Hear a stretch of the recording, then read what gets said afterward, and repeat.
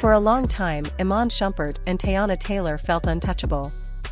Not in a glossy, fairy tale way, but in a grounded, believable way that made people trust them. They didn't sell perfection. They showed the mess. The grind. The creativity. The chaos.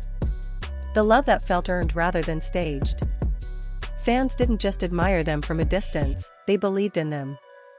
And that belief is what made everything that followed feel so heavy. Because when something real breaks, it doesn't shatter quietly. It echoes. When news first surfaced that their marriage was ending, it didn't explode the way people expected it to. There were no dramatic accusations, no explosive interviews, no public insults flying back and forth. There were no immediate clapbacks or viral breakdowns. Instead, there was distance. There was quiet. There was silence. And silence, especially between two people who once shared their lives so openly, felt unsettling. Fans waited. Many assumed this was one of those moments where space would turn into healing, where time would soften edges and clarity would eventually arrive. But instead of answers, the quiet stretched on. And in that vacuum, narratives began forming without either of them saying much at all. Teyana moved first, but subtly. She didn't drag him on publicly. She didn't name him directly or accuse him outright. Instead, she spoke in carefully chosen words. About growth, about protecting peace, about choosing herself. On the surface, it sounded mature, graceful, grounded. But underneath that calm delivery, people sensed something deeper. There was pain there. And pain, when left unexplained, invites interpretation. Social media filled in the blanks almost immediately, and more often than not, those assumptions leaned in her favor. Iman, meanwhile, stayed quiet. And that silence became loud. People read into it as guilt, avoidance, or weakness. In a world addicted to instant reactions, choosing not to speak can look like surrender. Old clips resurfaced. Old interviews were re-examined. Old jokes were reframed. Moments that once looked playful suddenly became red flags. Things that once felt affectionate were now labeled dismissive. The story was being written for him, and he wasn't holding the pen. What people didn't see was the weight of staying silent while being misunderstood. Silence isn't always strategic. Sometimes it's survival. Iman wasn't just dealing with a breakup. He was watching his character slowly be reshaped by strangers who only knew fragments of the truth. And for a while, he let it happen. Maybe he believed things would settle on their own. Maybe he thought dignity meant restraint. Maybe he hoped silence would protect everyone involved. But everyone has a breaking point. And when it came, it arrived quietly, and then all at once.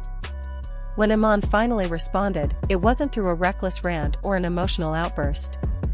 It wasn't loud or chaotic. It was controlled. Sharp. Intentional. And that's what made it hit so hard. He didn't deny the pain. He didn't play the victim. He didn't beg for sympathy, he simply reclaimed his voice. And in doing so, he flipped the narrative overnight. Fans were stunned, because this wasn't the version of Iman they thought they knew. This wasn't passive. This wasn't apologetic. This was a man calmly saying, without raising his voice, that the story being told about him wasn't the full truth. Once he spoke, everything people thought they understood suddenly felt unstable. What made his response feel like revenge wasn't anger, it was timing. He waited until the narrative had fully settled against him. Until sympathy leaned heavily in one direction. Until opinions felt locked in. And then he spoke, not to destroy, but to correct. That correction forced people to confront something uncomfortable. Maybe there had been two sides all along. Iman hinted at emotional imbalance. At feeling overlooked. At being painted as distant while quietly carrying responsibilities that never made headlines. He didn't accuse Teyana outright. But he also didn't protect the illusion. He made it clear that silence had cost him more than speaking ever would have. That's when the situation truly exploded. Teyana didn't immediately respond, and that absence became its own statement. Fans who once defended her without hesitation began to pause. Not because she was suddenly wrong, but because the story no longer felt simple. The clean narrative of hero and villain dissolved into something messy, something human. Social media turned into a battlefield overnight. Some accused Iman of weaponizing truth too late. Others praised him for finally standing up for himself. People dug through old interviews again, but this time with a different lens. Moments once seen as supportive now felt one-sided. Laughter looked like deflection. Love looked complicated. What made this breakup different wasn't just the fame. It was how deeply their lives were intertwined. Music, fashion, film, identity. They weren't just married, they were a brand. A partnership. A shared vision. And when unions like that fall apart, the fallout isn't just emotional. It's existential. Who gets credit? Who gets control? Who gets believed? Revenge doesn't always look like destruction. Sometimes it looks like clarity delivered at the exact moment it hurts the most. Iman's words forced fans to confront the cost of public silence. Staying quiet might look noble, but it allows others to define your truth. And once a story settles, correcting it feels like retaliation, even when it's simply honesty arriving late. Behind the drama, there was something even more uncomfortable. The realization that both of them were hurting, just in different ways. Teyana was trying to do the one thing she hadn't always been allowed to do, protect her peace without apologizing for it.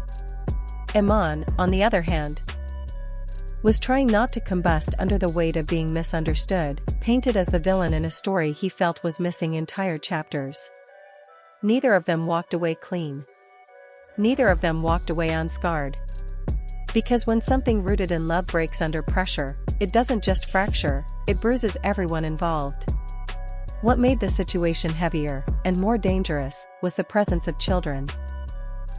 Once kids are part of the picture, conflict stops being personal and starts becoming generational.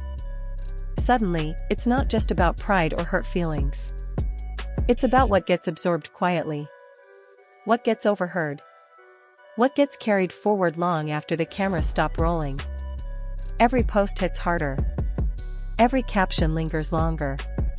Every reaction creates ripples that don't disappear just because adults decide to move on. Public scrutiny sharpened everything. The internet demanded sides. Silence was labeled guilt. Speaking up was called manipulation, and in that chaos, the line between self-protection and retaliation blurred fast. What looks like revenge from the outside can feel like survival from the inside. What looks like an explosion can actually be years of swallowed emotion finally finding oxygen. Fans began asking questions with no easy answers. Was this about getting even, or reclaiming control? Did Iman cross a line, or finally draw one? Was Teyana's calm genuine peace, or armor built from experience? There was no clean hero here.